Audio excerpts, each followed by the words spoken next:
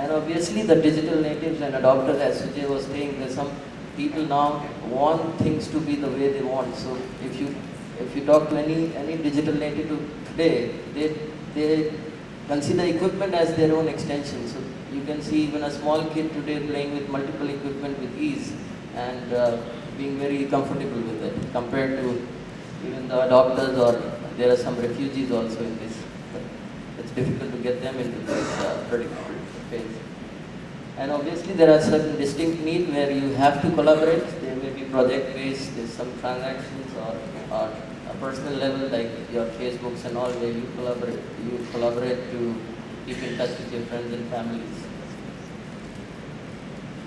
So what are the success factors? There are multitude of success factors that come out of collaboration.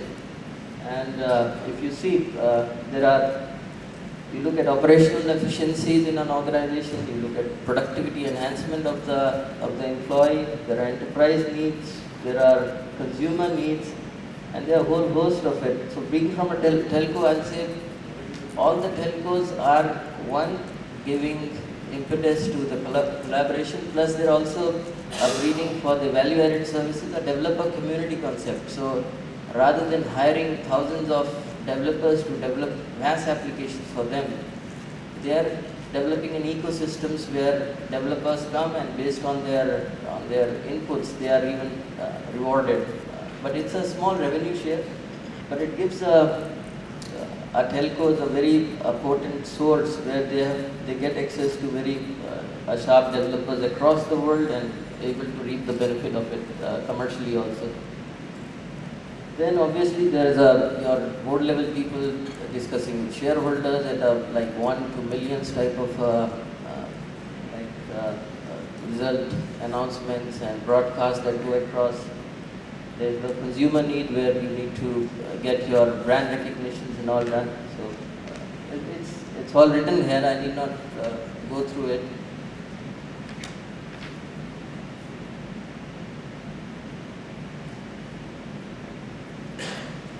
Sorry, went one too fast.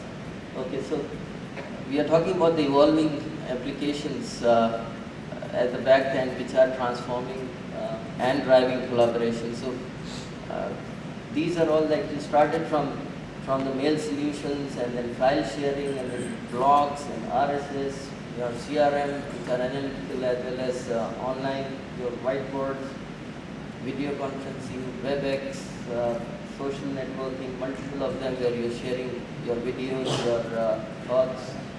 We have project portfolio management where you're collaborating between finance, between your projects team and between the business needs that come, that you have, requirements that you've taken as your project inputs.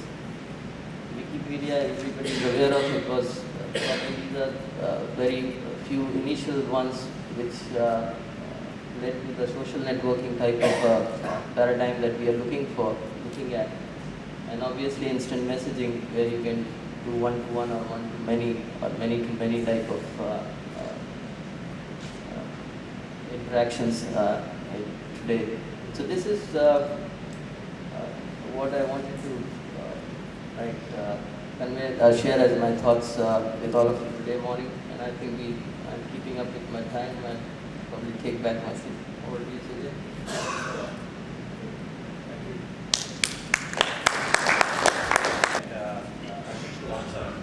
Is that while there are collaborative tools and while Rajiv said that today's generation requires collaboration and that's what the need of the community and the generation is.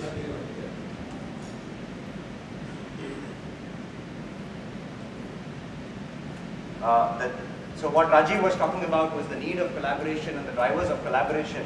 What I would want Ashish and Sanjay, your presentations should talk about is why is there a lack of adoption in the enterprise space? And it's not widely adopted. And what is that obstacle and why is that obstacle there? Ashish, would you like to go through this?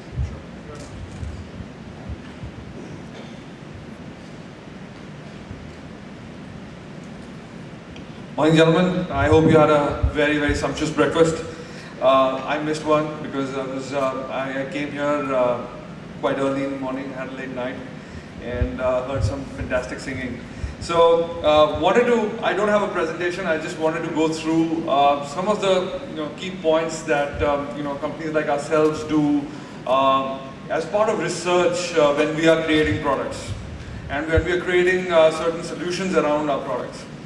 Now, if you look at collaboration tools, one thing is that the IT industry forgot the takeaway sign about 25 years ago. Things keep on coming and they don't go, right? So, Sujay just spoke about the phone coming, and there are more and more phones coming. There is a mobile phone, there is a satellite phone, there is, I just saw in the market, there's a TV phone here, with television content directly streaming onto your phone itself. Amazing. Obviously you have to see it in Beijing.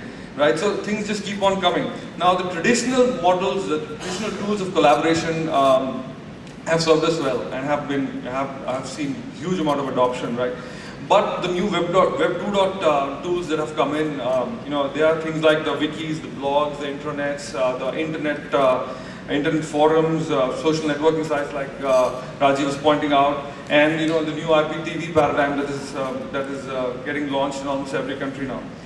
This now coincides with the chat tools which are very popular, which is the IM tools that we all use, and the shared workspace usage that we already do, which is the knowledge management systems or the e-calendars, the online spreadsheets, etc. All this then gets added on to the e-meetings things the tools that we have, which are conference calls or voice video conferencing or telepresence, as we now seem to get used to, and web conferencing, electronic net meeting systems, etc. Now, if you see, there is a whole host of tools that are available to us, and probably most of us are using, which actually enhance collaboration. But are they working for you? Are they working in a manner that you're really getting the benefits of collaboration? The most interesting thing is that although we have these tools in different silos, most of them don't talk to each other.